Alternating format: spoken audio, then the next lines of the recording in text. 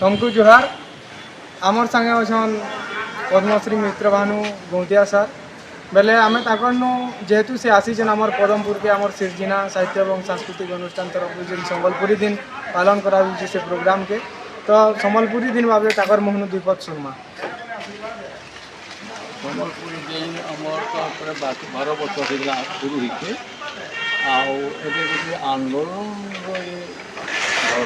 संबलपुरी जिनका संबलपुरी भाषा आगे बढ़ावा लगी आम सत्यनारायण बहिदार पूनम दिन दिन पालन करा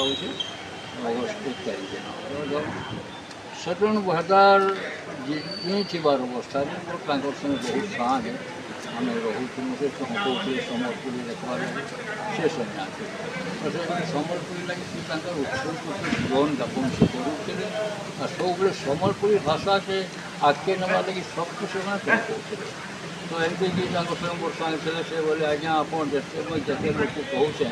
गोटे कर नहीं पार्बार आपण जिते लेखा अच्छे गोटे बहीटे छापमा कहले ठीक अच्छे आप इच्छा अच्छे छापमा तो से मोर 4-500 खंड गीत था से पिला थी तेणु से 200 गीत बाछिले बाछिकी ताके पूजा माले पूर्ण अच्छी 1975 मसीह गोटे संबलपुरी गीति कविताटे छपाला सेटा कटक राष्ट्रभाषा प्रेस छपाला से प्रेस संबलपुरी सेमती नहीं थी जेने कि गोटे गीत बहीटे छपा हो पार्ला तो से छपाला बसाला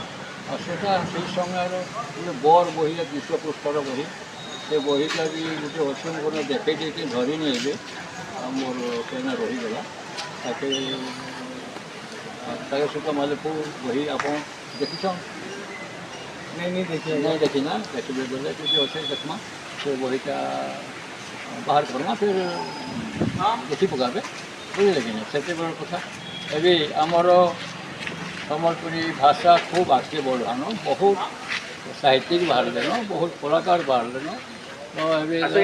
सुखर कथा है जे आमर विश्वविद्यालय आमर प्रमाण ग्रंथावली प्रकाश कर जून 15 तारीख दिन उन्मोचन है आमर राज्य मुक्त विश्वविद्यालय संबलपुर उन्मोचन कर तो यहाँ गोटे बड़ पदक्षेप दिया तो आम कविता मान अच्छे से नहीं तो विशेषकर मोर पुष्टिविधि रंगवती को जेहेतु समस्ते श्रेष्ठ कृति मानुछन एवं बहुत बच्चा जो गाँन नाचुछन से भूल कर भूलटा ग्रंथावली बार बार करा भूल स्वर देन कि गीत को से गाला भूल ग्रंथावली हवा द्वारा भूल बहुत गुड़े गीत जेनटा कि लोकप्रिय गीत गुड़ाक अच्छे से गुड़ाक भी गाला बेले भूल करुले तो से गुड़ाक भूल नहीं पारे जेहेतु गोटे ग्रंथावली बाहरी सारान से ग्रंथावलीटा एबिका आमर अंचल कॉलेज पदमपुर को गोटे उपहार धरी तार आम देशवंत विश्वा संगे मोर देखा ना से मोर लेखा उपर बहुत गुड़े समीक्षा कर तो गोटे बहुत स्नेह श्रद्धा थे हाँ लेखा से संपर्क थे आज देखा भी हो पार खंडे देचे आपण मैंने मित्रबान ग्रंथावली चाहिए देखिपारे सेनु जेन गीत गुड़ाक अपन पसंद बासन नहीं भी पार्बे कथा तो आम संबलपुरी दिन लगे उत्साहित थे कि बहुत कवि बाहर लेन बहुत लेखा हेलान बहुत उपन्यास लेखा हेलान बहुत काव्य लेखा हेलान बहुत कलाकार भी बाहर लेन ये कलाकार मान जेन देखुचे मुझे देखे कलाकार मान जेन मुझे देखा समय थिला आज 60-70 वर्ष आगे इटा के आमर आदिवासी अनाज्य मानकर भाषा और नाच बोलूले समस्ते यहाँ को टे घृणा भी करुले से समय आउ नहीं एसेनका सब वर्गर लगुन से केवल आदिवासी टुकेल मैंने नाचुचे उच्च वर्गर टुकेल मैंने नहीं नाचुचे माँ बुआ मैंने घृणा कर छोट छोट लोग नाच कर कहीं जीव जाल थे रसर के नाचब ये टाइप कहूँ कहीं मुझे शुणी मुझे 9 क्लास पढ़ुली मोर स्कूल टीचर मत बोले डालखे गीत लिखब हो ମିତ୍ର ବେଲେ ମୁଁ ଲେଖିଲି ଲେଖା ପଢ଼ି ତେଣୁ ନାଟକଟା ନାଟକ ସଙ୍ଗେ ନାଲଖି ନାଚ ଦେବାର କଥା ରିହର୍ସାଲ୍ ହେବାର କଥା 5ଟା କି 6ଟା ଟୁକେଲ ନଥିଲେ ହାଇସ୍କୁଲରେ ମୁଟେ ଟୁକେଲ ମାନଙ୍କର ନି ପଢ଼ୁଥିଲେ ଆଦିବାସୀ ଅଞ୍ଚଳରେ ଆଦିବାସୀ ଟୁକେଲର ମୁଟେ ନି ପଢ଼ୁଥିଲେ ତ ଯେତେ ରିହର୍ସାଲ୍ କରୁ ତାଙ୍କର ମା ମାନେ ଏନ୍ତା ସପି ବସଲେ ଯେ ମହା ମୁସ୍କିଲ ସେ ଗୁରୁଜୀ ମାନକେ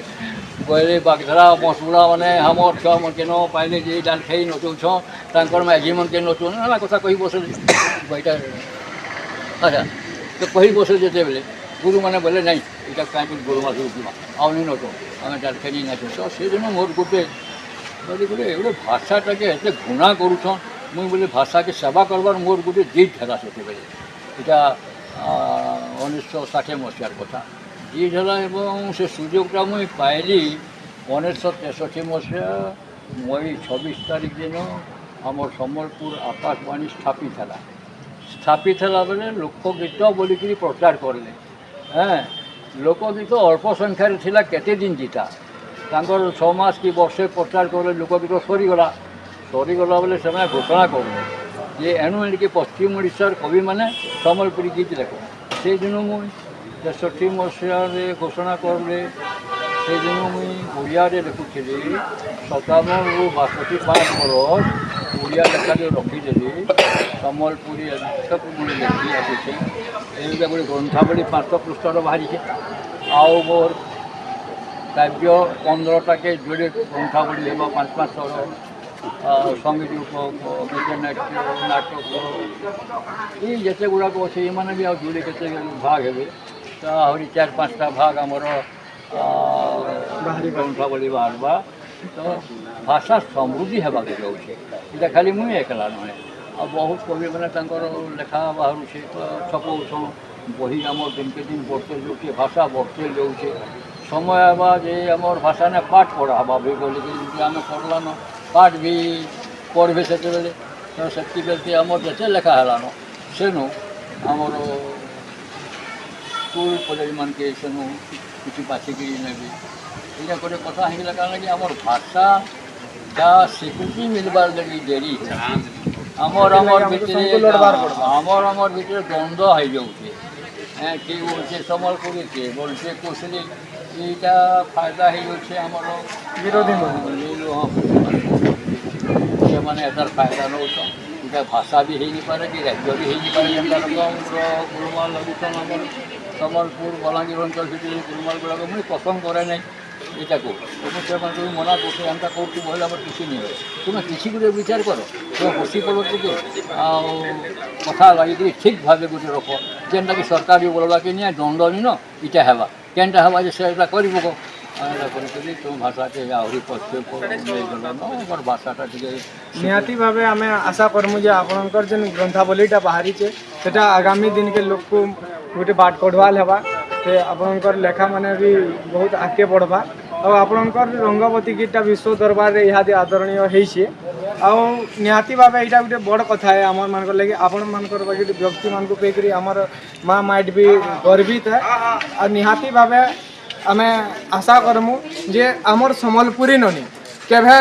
ରସବତୀ ହେଇକରି କାହାକେ ଦେଶୀ ଗିଲାସ ନି ଧର ବରଂ ରଙ୍ଗବତୀ ହେଇକରି ହସି ପଦେ କଥା କହୁ ଆଉ ଆମର ସମ୍ବଲପୁରୀ ଭାଷା ସଂସ୍କୃତି ଆଗକେ ବଢ଼ୁ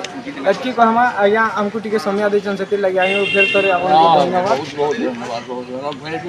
ଆଉ ଆପଣମାନଙ୍କର ଆଶୀର୍ବାଦ ବି ଆମେ କାମନା କରୁଛୁ ଆଉ ଆମର ଦର୍ଶକମାନଙ୍କୁ ବି କହିଦେବାର୍କେ ଚାହୁଁଛୁ ଯେ ମିତ୍ରଭାନୁ ଗୌନ୍ତିଆ ଆମର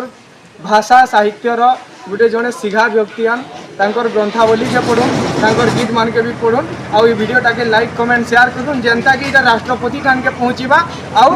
ଆମର ଭାଷାକେ ଜଲ୍ଦି ଯେନ୍ତା କରି 8ମ ଅନୁଚ୍ଛେଦରେ ସାମିଲ କରାଯିବା ସେଥିର୍ଲାଗି ଆମର ସମକିରର এই ভিডিওকে লাইক কমেন্ট আর শেয়ার করুন।